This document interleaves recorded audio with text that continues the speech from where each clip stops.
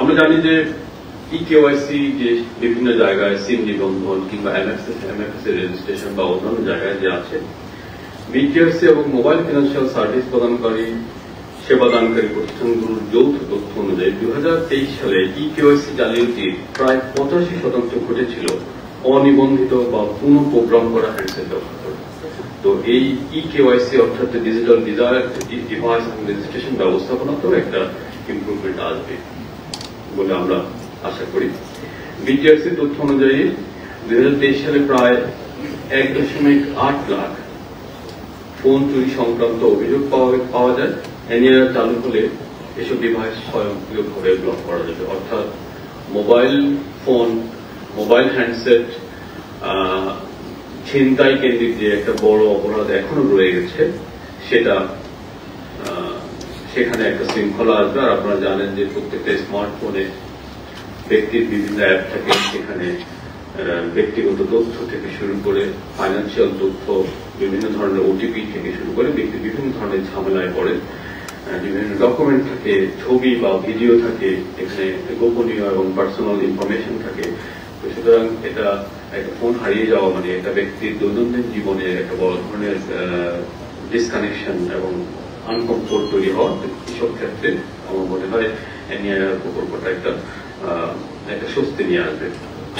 এর বাইরে জাতীয় রাজস্ব বোর্ড এনবিআর এর অনুমান অনুযায়ী অবৈধ ফোন আমদানির কারণে প্রতি বছর প্রায় 500 কোটি টাকার রাজস্ব ক্ষতি হয়। এনআইআর কার্যকর হলে এই ক্ষতি ধীরে ধীরে কমে আসবে। এবার আমরা যদি অন্য দিক থেকে বলি, আমাদের যে মোবাইল ম্যানুফ্যাকচারার্স অ্যাসোসিয়েশন আছেন, ওনারা বিভিন্ন সময় বিডা কাছে গিয়েছেন যে বিনিয়োগ সুরক্ষার থেকে, কারণ বাংলাদেশে প্রতি বছর লক্ষ লক্ষ হ্যান্ডসেট আছে বিদেশ থেকে যেগুলো অবৈধ, এবং এই অবৈধ ফোনগুলো আসছে মূলত কর ফাঁকি দিয়ে। এটা আনবক্সড কার্টনের ভিতরে নিয়ে আসা হয় যাতে করে স্বল্পতম জায়গায় অনেক বেশি ফোন আনা যায়। এবং এখানে যে অপরাধ চক্রগুলো জড়িত আছে, আমরা আশা করি আমাদের গণমাধ্যমের সহকর্মীদের মাধ্যমে আমরা আশা করি যে তাদের ব্যবসার ক্ষতি না করে আমরা এখানে একটা রূপান্তর করতে চাই। এবং সেজন্য আমরা বলছি যে আগামীকাল থেকে আমরা চালু করবো। আমরা তাদেরকে একটা নির্দিষ্ট সময় দিচ্ছি। এই সময়ের মাধ্যমে তারা আমদানির এই চক্রটাকে বন্ধ করতে পারবেন, একেবারে ধীরে ধীরে সীমিত করে। আমরা যখন শুরু করব তখন তারা শূন্যের কোঠায় নিয়ে আসতে পারবেন। এটা শূন্যের কোঠায় নিয়ে আসতে হবে, কারণ হচ্ছে আমরা যেদিন থেকে চালু করব তার পরের দিন থেকে আমরা গ্রে হ্যান্ডসেট হয়তো অ্যালাউ করবো না, সেক্ষেত্রে আমরা ব্ল্যাক অ্যান্ড হোয়াইট চলে যাব। আর আগের যতগুলো আছে, আমি আমাদের যারা মোবাইল ফোন ব্যবহারকারী আছেন তাদেরকে এই নিরাপদ নিশ্চয়তা দিতে চাই যে আসলে কারো ফোন বন্ধ হয়ে যাবে না। আপনারা এখন যে ফোনগুলো আছে সেই ফোনগুলো আমরা গ্রে হিসাবে রেখে দিব, এবং কোনো ধরনের হয়রানি যাতে না হয় সেজন্য আমরা একাধিক উদ্যোগ নিয়েছি। মোবাইল কোম্পানিগুলোর যে কাস্টমার কেয়ার আছে, আমাদের হ্যান্ডসেট বিক্রেতাদের যে বিভিন্ন মার্কেটে আছে, তাদেরকে পর্যাপ্ত ট্রেনিং দেওয়া হবে। কাস্টমার কেয়ার খোলা হয়েছে এবং সেটার ক্যাপাসিটি আরো বাড়ানো হবে যাতে করে কাস্টমার কেয়ারের যে টোল ফ্রি নাম্বারে যে কলগুলো আছে সেই কলগুলোতে আমাদের সক্ষমতা যাতে বাড়তে পারে। তবে একটা চেঞ্জ, কিছু আনকমফোর্ট নিয়ে আসে, এখানেও সেটা ঘটবে। সেটা ডি রেজিস্ট্রেশন এবং রি রেজিস্ট্রেশন কেন্দ্রিক। তো এই বিষয়ে আমি আশা করি সবাই কিছুটা ধৈর্যের পরিচয় দেবেন, কারণ এটা একটা নতুন বিষয়।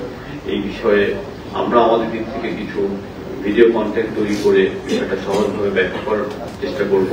গণমাধ্যমে যারা আছেন আপনাদের প্রত্যেকেই মিডিয়া এবং ডিজাইন টিম আছে, কন্টেন্ট ডেভেলপমেন্ট টিম আছে, আপনারাও এই বিষয়টা মানুষের কাছে সহজভাবে উপস্থাপন করার চেষ্টা করবেন।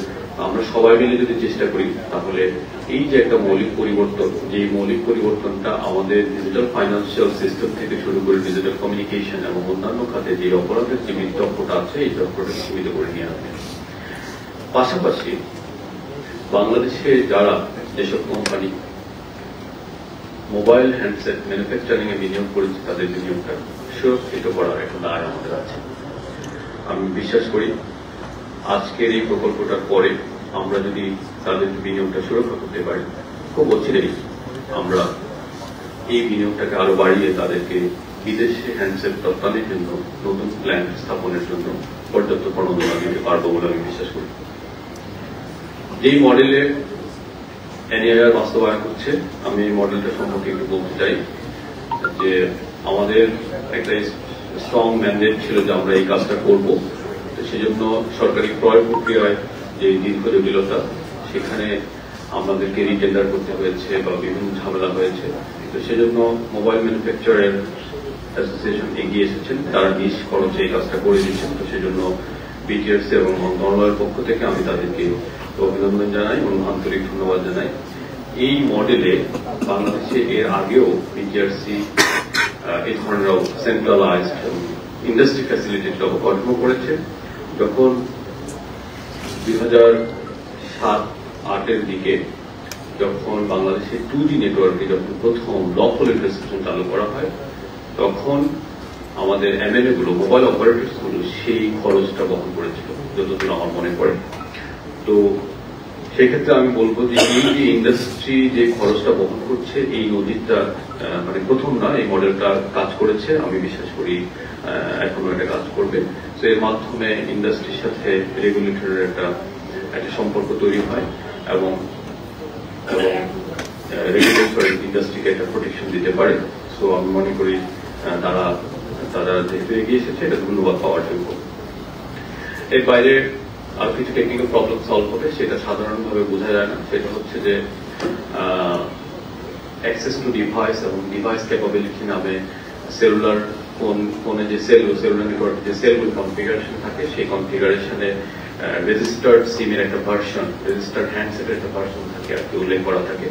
তো কাস্টমার যদি কমপ্লেইন করে, সেই কমপ্লেইনটা ট্র্যাকিং করে বের করা যায় যে এটা কি নেটওয়ার্ক জনিত সমস্যা নাকি হ্যান্ডসেট জনিত সমস্যা। যদি হ্যান্ডসেট জনিত সমস্যা হয়, তখন এই মোবাইল উৎপাদনকারী হার্ডওয়্যার কিংবা সফটওয়্যার এর সমস্যা কিনা সেটা ট্র্যাক করা যায়। আমি আশা করি এই এনআইআর করার মাধ্যমে, ইমপ্লিমেন্ট করার মাধ্যমে আমরা কাস্টমার কেয়ার সার্ভিসের একটা এক্সেলেন্স ধাপে যেতে পারবো আর কি। সাধারণত আপনারা জানেন যে সফটওয়্যার কোম্পানিগুলো বলতে মোবাইল নেটওয়ার্কে যারা সফটওয়্যার দেয়, সবসময় তাদের সফটওয়্যারে যে বাগ থাকে তা না, হ্যান্ডসেটের সফটওয়্যারও বাগ থাকতে পারে, হার্ডওয়্যারের সমস্যা থাকতে পারে। এটা অ্যাপল থেকে, স্যামসাং থেকে সবাই থাকে। বিদেশে অপারেটরদের এরকম হ্যান্ডসেট একটা টিমই থাকে যারা এই বিষয়গুলো ম্যানুফ্যাকচারের সাথে, মোবাইল হ্যান্ডসেট ম্যানুফ্যাকচারের সাথে কন্টিনিউয়াস যোগাযোগ করে। তো আমরা এই যে চর্চাটার মাধ্যমে আমরাও এই ধরনের কারিগরি সহায়তার একটা উইন্ডো করতে পারবো, যেখানে ব্যক্তি মোবাইল যোগাযোগে যে সমস্যাটা হচ্ছে, সেটার যে অংশ হ্যান্ডসেট সেটা আমরা ট্রেস এন্ড ট্যাগ করতে পারবো। তো এই ছিল আমার আনফর্মাল বক্তব্য। আমি আমার যে ফর্মাল বক্তব্যটা আছে সেটা পাঠ করি। আসসালামু আলাইকুম এবং শুভ বিকাল। বিটিআরসি মাননীয় চেয়ারম্যান, কমিশনার বৃন্দ, মোবাইল নেটওয়ার্ক অপারেটরদের প্রতিনিধি, উপস্থিত গণমাধ্যম কর্মী, অতিথিবৃন্দ এবং সম্মানিত সহকর্মী বৃন্দ, শুভ অপরাহ্ন। আজকের এই গুরুত্বপূর্ণ অনুষ্ঠানে উপস্থিত থাকতে পেরে আমি অত্যন্ত আনন্দিত। আমরা ঘোষণা করছি national equipment identity register NEIR সিস্টেমের আনুষ্ঠানিক উদ্বোধন, যা আগামী 16 ডিসেম্বর বাংলাদেশের বিজয় দিবসে 2025 সালে উদ্বোধন হবে। আমরা আশা করি এই সময়ের মধ্যে আমাদের হাতে 47 থেকে 48 দিন সময় আছে প্রয়োজনীয় প্রস্তুতিগুলো, কারিগরি যে ডেভেলপমেন্টগুলো এবং একই সাথে যে ট্রেনিং এর বিষয়গুলো আমরা এর মধ্যে সম্পন্ন করতে সক্ষম হব। এই উপলক্ষে আমি ডাক, টেলিযোগাযোগ ও তথ্য প্রযুক্তি মন্ত্রণালয়ের পক্ষ থেকে এবং মাননীয় প্রধান উপদেষ্টার পক্ষ থেকে বিটিআরসির প্রতি আন্তরিক অভিনন্দন ও কৃতজ্ঞতা জানাই এবং একই সাথে আমি ইন্ডাস্ট্রির সকল স্টেক হোল্ডারকে ধন্যবাদ জানাই, যাদের নিরলস পরিশ্রম ও দক্ষ নেতৃত্বে এই জাতীয় গুরুত্বপূর্ণ একটি প্রকল্প বাস্তবায়নের পর্যায়ে পৌঁছেছে। প্রিয় উপস্থিতিবৃন্দ, NEIR সিস্টেম চালুর মাধ্যমে দেশে টেলিযোগাযোগ খাতে এক নতুন অধ্যায়ের সূচনা হতে যাচ্ছে। এটি এমন একটি কেন্দ্রীয় ব্যবস্থা যা প্রতিটি মোবাইল হ্যান্ডসেটের আন্তর্জাতিক অনুমোদিত IMEI নম্বরকে ব্যবহারকারীর জাতীয় পরিচয়পত্র NID এবং ব্যবহৃত সিম এর সঙ্গে যুক্ত করে নিবন্ধিত করবে। ফলে বৈধ ও অবৈধ হ্যান্ডসেট সহজেই চিহ্নিত করা সম্ভব হবে। এই সিস্টেম চালু হলে অবৈধভাবে আমদানিকৃত বা নকল মোবাইল ফোনের ব্যবহার সম্পূর্ণরূপে বন্ধ হওয়ার পথ তৈরি হবে। এর মাধ্যমে সরকার প্রতি বছর বিপুল পরিমাণ রাজস্ব ক্ষতি থেকে রক্ষা পাবে এবং দেশীয় মোবাইল উৎপাদন শিল্প আরও সুরক্ষিত হবে। একই সাথে এটি অপরাধ দমনেও কার্যকর ভূমিকা রাখবে, কারণ চুরি বা অপরাধমূলক কাজে ব্যবহৃত ডিভাইস সহজে শনাক্ত বা ব্লক করা সম্ভব হবে।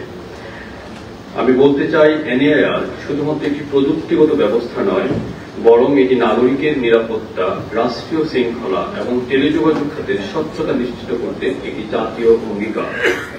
এই প্রয়াসে আমি বিশেষভাবে ধন্যবাদ জানাতে চাই আমাদের 4টি মোবাইল নেটওয়ার্ক অপারেটর গ্রামীণফোন, রবি, আজিয়াটা, বাংলালিংক এবং টেলিটক বাংলাদেশকে, যারা বিটিআরসির সাথে নিবিড়ভাবে কাজ করেছে সময়সীমা অনুযায়ী তাদের নিজস্ব ইআইআর সিস্টেম উন্নয়ন সম্পন্ন করতে। সবার সম্মিলিত প্রচেষ্টা এবং সমন্বয়ের মাধ্যমে আমরা একটি টেলিযোগাযোগ ইকোসিস্টেম গড়ে তুলতে যাচ্ছি, যা নিরাপদ, টেকসই এবং জনসেবা বান্ধব। এনএআইআর প্রবর্তনের মাধ্যমে এমএফএস জালিয়াতি, সিম প্রতারণা, স্ক্যাম কার্যকরভাবে প্রতিহত করা সম্ভব হবে। এছাড়া কেওয়াইসি যাচাই শক্তিশালী হওয়ার পাশাপাশি টেলিকম সেক্টরে নিরাপত্তা জোরদার ও রাজস্ব আয় বৃদ্ধি পাবে বলে আমরা দৃঢ়ভাবে আশা রাখি। প্রিয় সহকর্মীবৃন্দ এবং গণমাধ্যমের বন্ধুরা, আপনাদের মাধ্যমে আমি দেশের সকল মোবাইল ব্যবহারকারী ও বিক্রেতাদের প্রতি আহ্বান জানাতে চাই যে আপনারা যেন এই উদ্যোগ সম্পর্কে সচেতন হন, জনগণকে সচেতন করেন এবং বৈধ হ্যান্ডসেট ব্যবহারে উৎসাহিত করেন। বিটিআরসি কর্তৃক প্রদত্ত তথ্য অনুসরণ করুন, কোনো প্রকার গুজবে কান না দিয়ে জনগণের যোগাযোগকে সহজ করুন। মাননীয় প্রধান উপদেষ্টার দিক নির্দেশনায় ডাক, টেলিযোগাযোগ, তথ্য প্রযুক্তি মন্ত্রণালয় একটি নিরাপদ, দক্ষ ও জনমুখী টেলিযোগাযোগ খাত গড়ে তোলার জন্য প্রতিশ্রুতিবদ্ধ। এনএআইআর সেই প্রতিশ্রুতির একটি বাস্তব রূপ, যা প্রযুক্তির মাধ্যমে রাষ্ট্রীয় নিরাপত্তা ও নাগরিক স্বার্থ রক্ষা করবে। আমি BTRC, mobile operator, mobile manufacturers association এবং সংশ্লিষ্ট সকল প্রতিষ্ঠানকে ধন্যবাদ জানাই এই উদ্যোগটি সফল করার জন্য। আপনাদের সক্রিয় সহযোগিতায় আমরা 16 ডিসেম্বর 2025 থেকে বাংলাদেশের টেলিকম খাতে একটি নতুন, নিরাপদ ও সত্য যুগে প্রবেশ করব বলে আশা রাখি। সবাইকে ধন্যবাদ। আসসালামু আলাইকুম।